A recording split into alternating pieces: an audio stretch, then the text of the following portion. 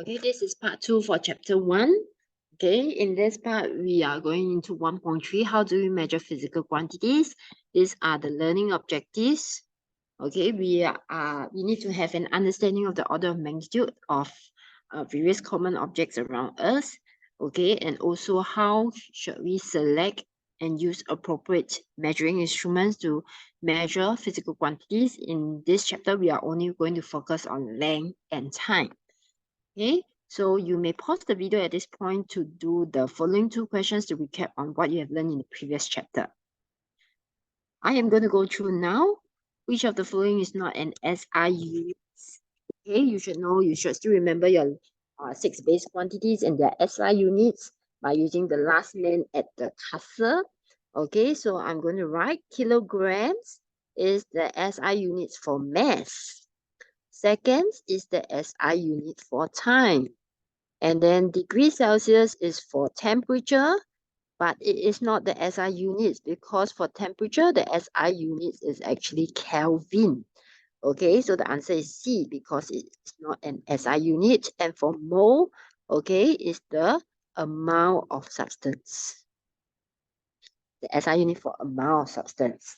The second question, Max has a bag of potato. He says that the bag has a mass of 3 times 10 to the power 9 micrograms. Okay, you should know this is using prefix, micrograms.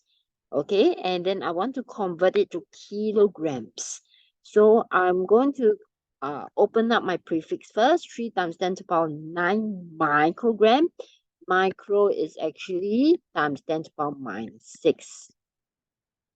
So I'm going to open up minus 6 grams. Okay, so if I'm going to combine it, it will be 3 times 10 to the power 9 and minus 6. I'll be left with 3 grams. And 10 to the power 3 is exactly kilograms. Okay, it's the prefix kilo. So how many kilograms is that? It's actually just 3 kilograms. Answer. Okay, next you can scan the following QR code. This will show you the order of magnitude of common objects. And then just take note that for O-level, they like to ask what is the size of an atom. Okay, you just memorize it. Okay, the size of an atom is about, the radius of an atom is about 1 times 10 to the power minus 10 meters. Or if in terms of prefix, it's about 0.1 nanometer. Nano is times 10 to the power minus 9. Okay, next we move on into how do we select instruments for measurements. Okay, and then I mentioned already, we are only going to focus on length and time. Okay, so you can read this concept cartoon. Okay, if I want to measure the diameter of this tree trunk, what instrument should I use? Because it has a curved surface, we can't use a meter ruler. Most probably we use a measuring tape. Okay, so the first one for measurement of length, you should know the SI units is meters. Okay, so in your syllabus, you will only be learning 4 instruments for measuring length, although there's much more instruments than that. Okay, the first 2 is meter ruler and measuring tape. I'll not go in depth into it. You should know when you should use a meter ruler and when you should use a measuring tape. Meter ruler can only measure up to 1 meter, while measuring tape can measure several meters, and measuring tape can measure curved surface. Okay, and then next, something else new is we can also measure smaller objects using digital calipers as well as digital micrometer screw gauge. So your digital calipers look something like that. Okay, digital calipers are very good when you need to measure internal and external diameters. So these are your jaws. Okay, the top one is called internal jaws and the bottom one is called outside jaws or external jaws. Okay, you can see at this picture, I want to measure the diameter of this ring. This is an internal diameter. I'm not measuring the diameter of the entire ring. That will be the external diameter. I just want the internal diameter. So I'm going to use this inside jaws, okay, to measure the internal diameter. Okay, and then there's a locking screw here where you can lock your jaws to prevent it from moving when you're taking a reading. Okay, then I have a ring here. I can also measure the internal diameter of this ring using the inside jaws. And I also can measure the external diameter of this ring using the outside jaws. Okay, and then another thing very special about digital caliper is that there is a tail. at the bottom. So as you slide the jaw, okay, this tail will appear. This tail is good for measuring depth of objects. So I want to measure the depth of a test tube, the depth of a hole, the depth of a beaker, the depth of a container. Okay, I can always use the tail to measure the depth of an object. Okay, but just take note that digital calipers can only measure up to about 15 cm. Objects that are of about 15 cm. It's usually used for measuring smaller objects, like for example, the diameter of a coin, the thickness of your book, okay, or the thickness of the door, etc. Okay, it's not meant for measuring very, very big objects. Next, okay, we have something even more precise than a digital caliper, and it is suitable for measuring objects that are too small to be measured using your digital calipers. Okay, so things like the diameter of your wire, diameter of your hair, how thick is one strand of your hair, or how thick is one page of your book.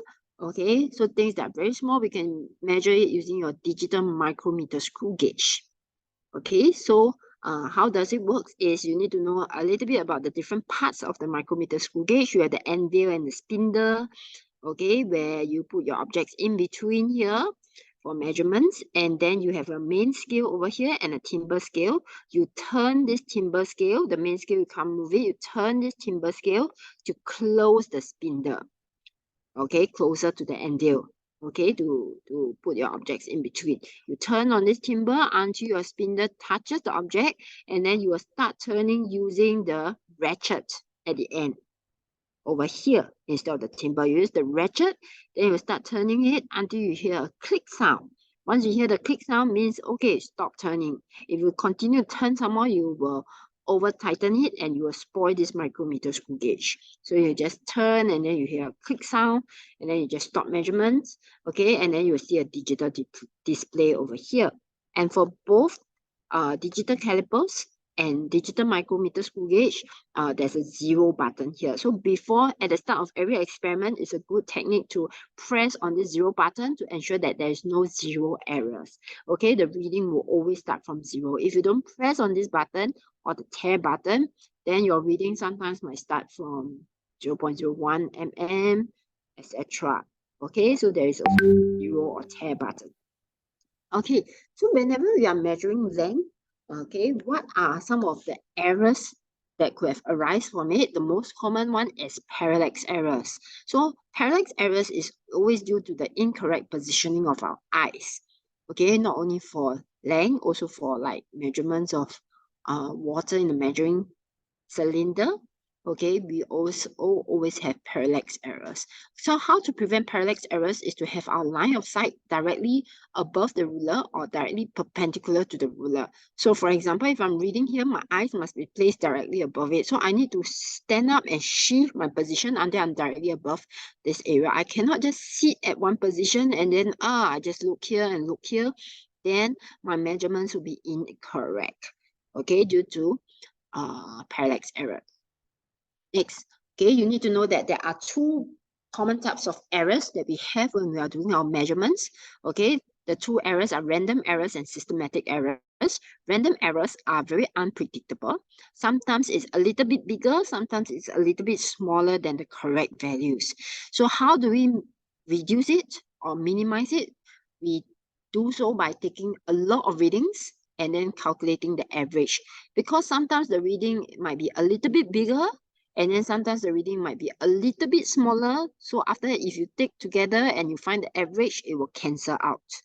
Okay, so systematic errors, on the other hand, they are always present, they are constant, and they are very predictable. Okay, your values won't be sometimes bigger, sometimes smaller. Your values will be either always bigger or always smaller. Usually, systematic errors is caused by the equipment itself. So for example, if you never press the 0 button when you do your reading, then suddenly you realize that your readings doesn't start from 0. Let's say I start measuring from 1 cm. Then all your readings will be bigger by 1 cm.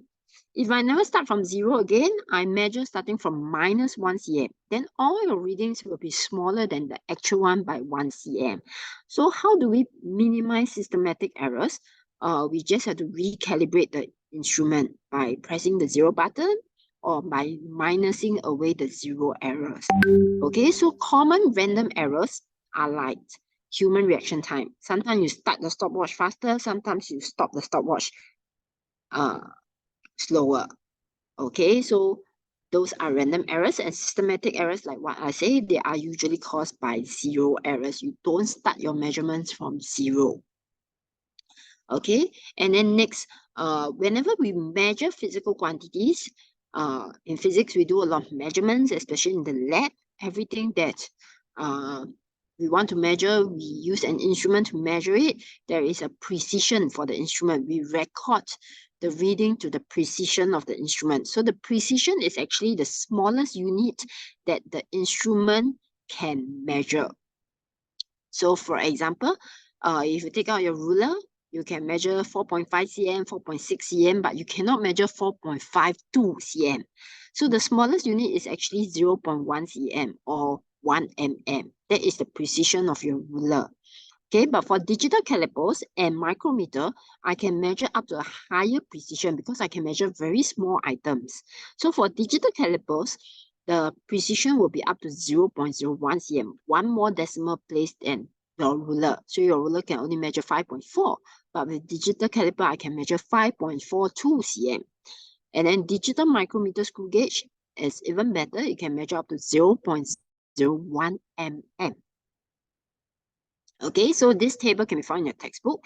It shows you that the measuring tape can be measured up to centimeters, can measure curved surface, how you should choose an instrument, as well as their precision. Meter ruler can only measure up to 1 meter and straight surface. Digital caliper up to 15 cm, and usually for internal diameter, external diameter, or depth. Okay, digital micrometer screw gauge only up to 2.5 cm. So like thickness of your hair, thickness of a page of a book, etc., diameter of a wire. Okay, next we move on into the measurement of time. Okay, you should know the SI unit is in seconds. There are many instruments that you can use to measure time. We will go to the lab to use stopwatch soon. Okay, and then we are very particular about stopwatch as well as pendulum. Okay, so we move on directly into pendulum. Okay, what is a pendulum? A pendulum is just a string tied to a bob. So usually I use this pendulum to start swinging. You see a pendulum clock, the old grandfather clock. Okay, it uses a pendulum to measure time. Okay, so whenever we are doing with pendulum, we are interested in finding the time for one oscillation, one complete oscillation. So what is one complete oscillation over here? You can see that the ball starts at position R. So one complete oscillation is when it moves from R to S and back to R again. That is one complete oscillation. And the time that it takes for it to move from R to S and back to R again is called the period. Okay, so the period, the time for one oscillation. So for example, the period, one period is 20 seconds. That's the time for one lesson. So period of a pendulum is the time for one complete oscillation. Okay, so you can scan this QR code and it will show you to a website where you can vary the factors and play with the pendulum. Okay, and let me just briefly show you how it looks like.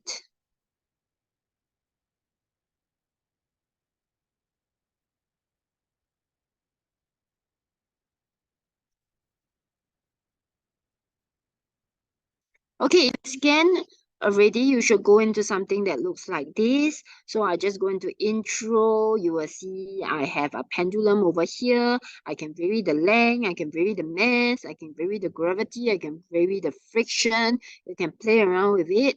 Okay, I can also vary the angle with which I tilt my pendulum. Okay, and then after that, I can have a stopwatch over here to measure the time for one oscillation. Okay, I want you to play around with it. You can vary the length, vary the mass. Each time you can only vary one thing, and then you measure the time. for one oscillation. Okay, and then you're going to find out what are the things that will actually affect the period, the time taken for one oscillation. Okay, so you may pause the video over here and then you can go and play with it.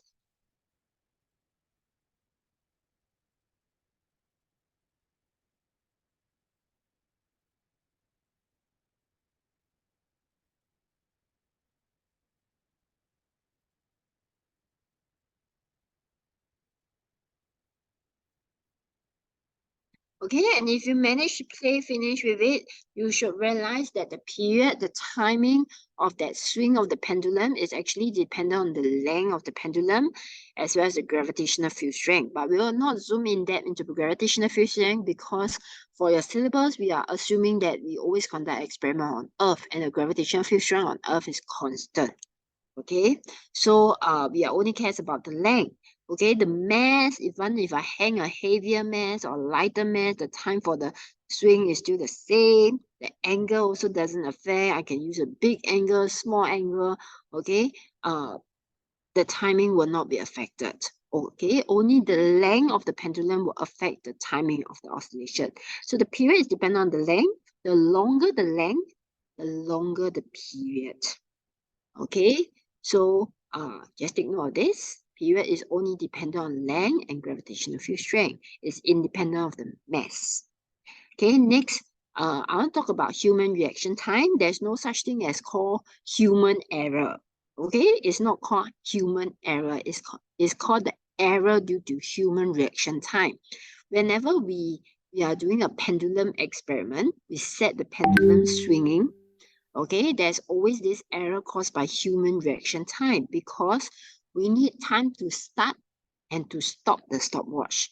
Okay, our body needs a certain time, and this certain time is about 0.3 to 0.5 seconds, which is quite significant, which is quite a large number because our stopwatch can measure up to 0.01 seconds.